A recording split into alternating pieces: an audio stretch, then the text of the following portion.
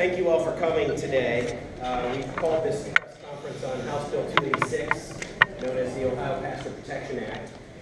My name is Representative Nino Vitale. I'm the sponsor of the bill, which also has 25 co-sponsors. Just a quick overview of the bill. The bill is very simple and very short, and what it does is it simply protects pastors and church property from being sued if they wish not to perform a wedding ceremony that's against their religious beliefs. The bill is only one page in length, and the key to this legislation is really aimed at heading off litigation. That's what this is about, is creating peace and respect for each other in Ohio. We're not trying to create a new right or deny anyone's right. And I would point you to lines 62 through 64 in the bill, which simply state the ordained or licensed minister or religious society is immune from civil or criminal liability. And that's really the heart of this bill. That's what its intent is. I guess I would ask the question, do we want to live in a state where everyone sues everyone for all sorts of disagreements?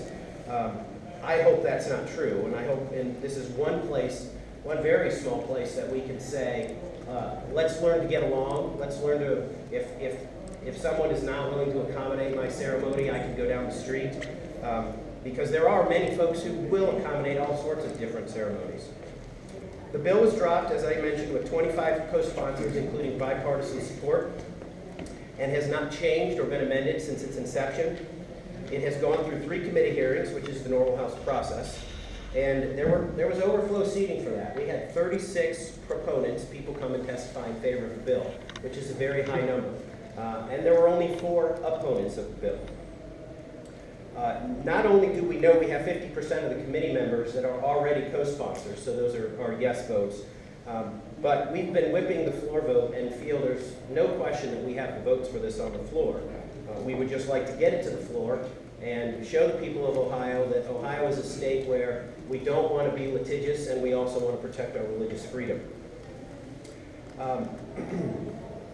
I just quickly want to address 2 objections, and they're the 2 most common ones we hear with this bill. It's not needed. Pastors have always been able to deny a marriage ceremony. While this is true, we now live in a post-Obergefell period, and we have no idea how that will play out. Only a short 10 months ago have passed since the U.S. Supreme Court overruled the Ohio Constitution and the will of 3.3 million Ohio voters, with a vote of 5 unelected judges, giving their opinion that there is a right to change the definition of one man, one woman marriage. Here are just a few quotes to answer the question, is this law needed? Chief Justice Roberts: unfortunately, people of faith can take no comfort in the treatment they received from the majority today. The First Amendment guarantees the freedom to exercise religion. Ominously, that is not a word the majority uses.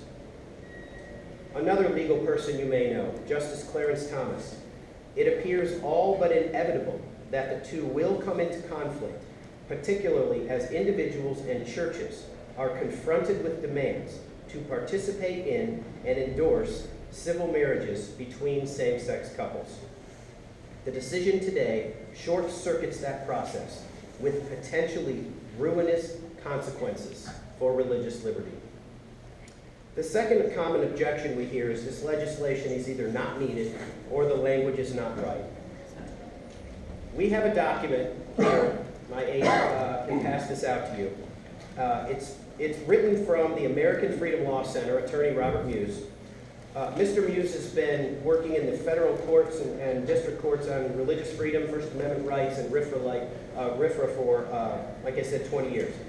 He took the time to review the Ohio Constitution and Ohio case law, and compared this to federal opinions, the First Amendment, and RFRA, and has come to the conclusion that this law is most certainly needed in Ohio statute in order to protect pastors and church property in Ohio, and that there is no basis for the claim that this is not needed or could do unintended harm.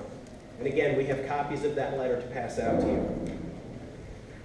Lastly, this legislation has been passed in Texas, Florida, and is also pending in Oklahoma, Tennessee, and Alabama, and is considered model legislation. It was designed specifically for states to protect their pastors and churches from impending lawsuits. In a short page, The language is very clear, and I hope all of you will support this. Now I'd like to turn the microphone over to Pastor Chris